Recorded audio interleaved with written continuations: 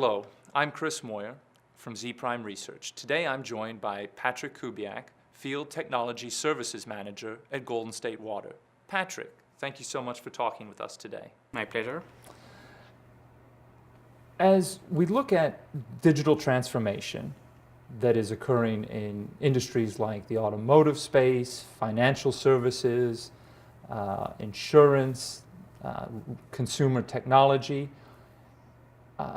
these transformations have occurred at a much faster pace than we have seen in other industries like the utility space, particularly the water industry. Why do you think that the water industry, water utilities, are a little bit more reticent to adopt some of this digital transformation technology? So I'm not sure that utility would be reticent to adopt new technologies, but there are a few barriers that we have to address. The first one is regulations. The utility business is heavily regulated, right? Which slow things down a little bit in terms of deploying technologies. And then when we think about our business, the water utility business, you have a lot of water utilities in the US and for our case in California. And some of those utilities may only have, 50,000, 100,000 customers. So very limited budgets, right? And when we talk about technology investments, we are talking about multiple millions of dollars. And when you have such a small budget, it really becomes a challenge for you as a small water utility to justify new technology investments. But as we move forward, we are really seeing utilities, both electric, gas, and water, transitioning towards the new digital world, and I think we are getting there. Certainly, and I think Golden State Water is trying to be at that forefront of the digital transformation, moving to the cloud, adopting data and IoT technology to move forward. Can you talk to me a little bit about some of the recent projects that you've undertaken in those areas? Absolutely. So one of our key focus is to we have a number of business processes that are really labor intensive and paper based. So this is really something that we are trying to address with technology. So our latest project, which involved a cloud solution, was a mobile workforce management project. So right now in the field, we have our field operators with an iPad, and they can use this iPad to complete field activities. Well, before, everything was on paper. So as I said, very labor-intensive processes and paper-based processes. So that's one key focus, right, to, I would say, digitize our field workforce. The second aspect is really about our customers and how we communicate with them. Especially, so right now we have a website, obviously, and we have been communicating with our customers through social media since quite a while. But right now we are in the process of revamping our website, and one of our key focus areas is to enhance our mobile platform, because as you know, most of our customers now use their mobile phone for everything, right? So this is really one key focus area. And something else that we will be looking at as part of this website revamp is to add applications to the website to facilitate the customer journey.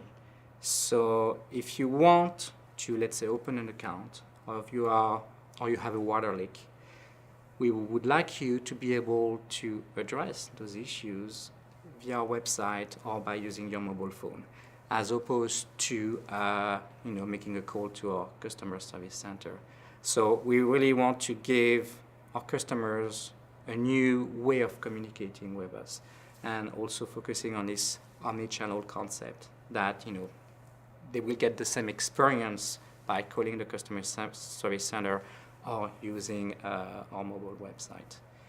And the third aspect that we will be focused on is business analytics.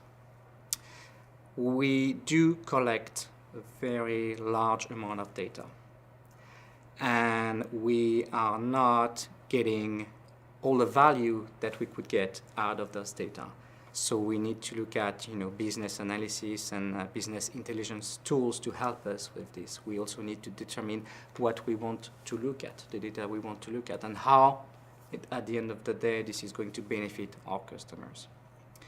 And finally, I'd say that as we move forward with this digital transformation, we must not forget about change management. Okay, how are we going to manage our staff during that digital transformation? And also not forget about business processes, because our ways of working are going to change now that we are leveraging digital solutions. So we need to ensure that our business processes are aligned with the new technology that we are implementing.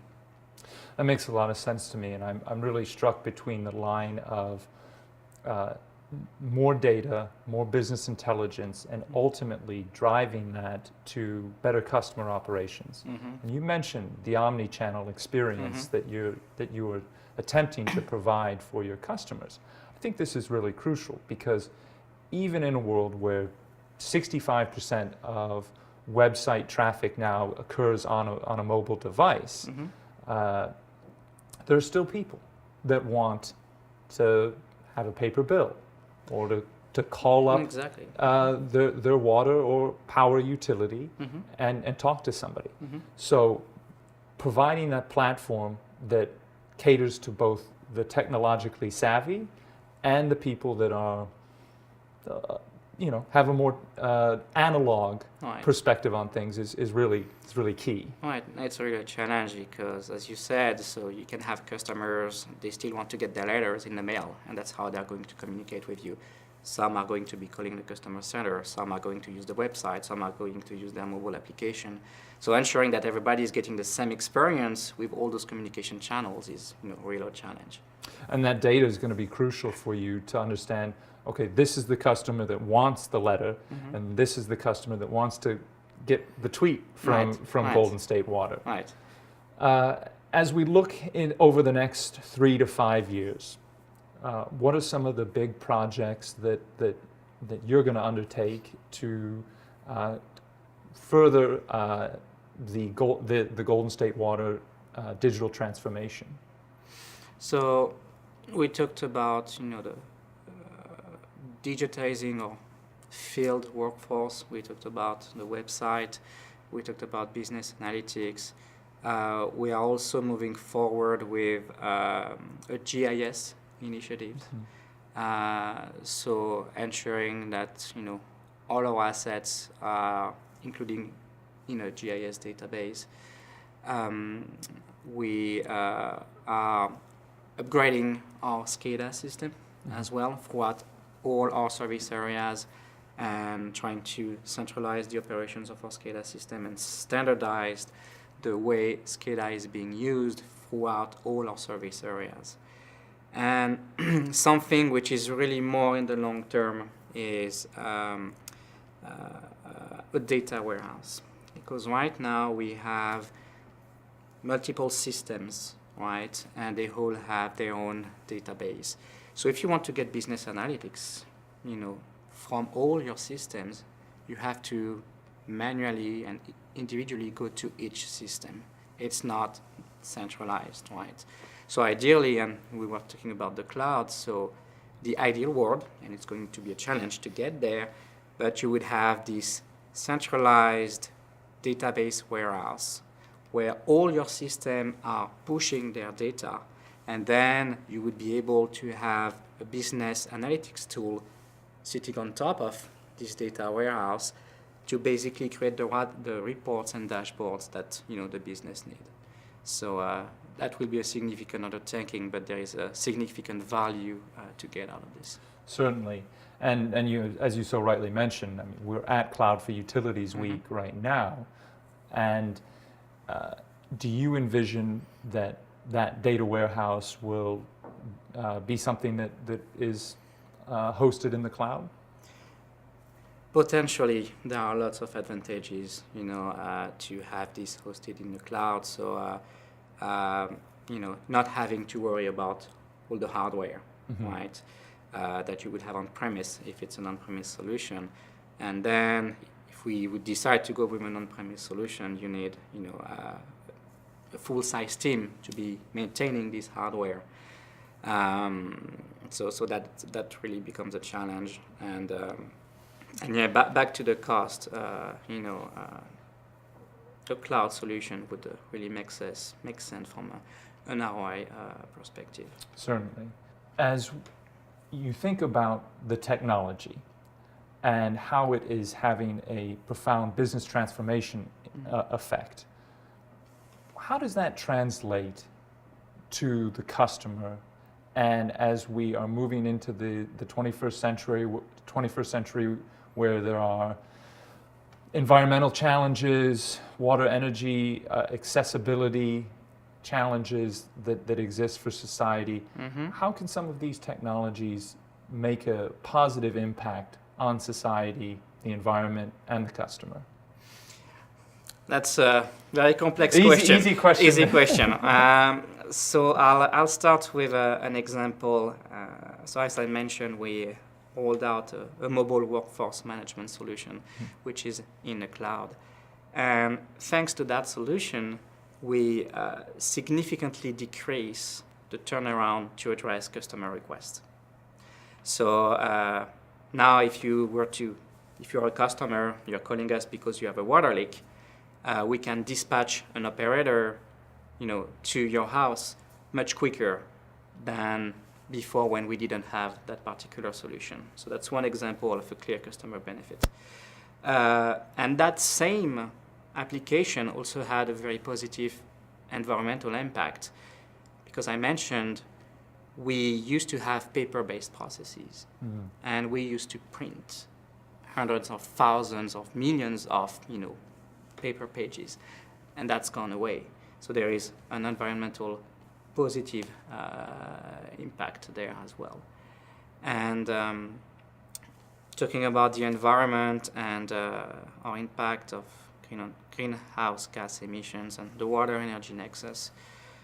So if you look at California and you think about the energy use of the water sector, most of the energy use is actually coming from the end users, not necessarily the utility. So what can we do as a water utility to help our customers decrease their energy usage? Pretty straightforward. We incentivize water conservation, right? Through different channels we talked about on your website, but we could have a new public relation strategy that goes with our website to further incentivize water conservation. And over the past few years, Golden State has been exceeding its water conservation goals. And that had a clear impact, obviously, on the energy use of our customers, and therefore decreasing their greenhouse gas emissions. Patrick, thank you so much for taking the time to talk with me today and discuss Golden State Water's vision for the future. Thank you. Okay, my pleasure. Thank you.